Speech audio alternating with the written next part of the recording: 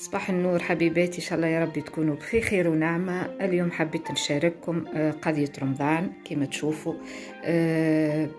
بتيت عليكم مدة طويلة، راني كنت لاهية بالحق، راني ستريسي وكنت لاهية خاطر انا تو في بيت جديدة، مش بيتي ماهيش داري، اما الحمد لله تقضي الغرض. اول مرة ما استانستش بها وما نجمتش نعمل حتى شيء فيها خاطر ما تعودتش. الحمد لله وكهو. الدار هذه باش نبقوا فيها مدة شهرين ثلاثة هكاك حتى اللي تكمل الدار نتاعنا. كنت حكي لكم من قبل على التعديلات في الدار، من عم ناولوا هم باش يعملوا تعبنا بالحق برشا، عبي رجع عبي رجع عبي رجع، ستريس وتعب وتعبية وفرغ وكذا. والدار هذيا جيتابل كي نقولوا نحنا جيتابل. الدار هذيا كي يكروها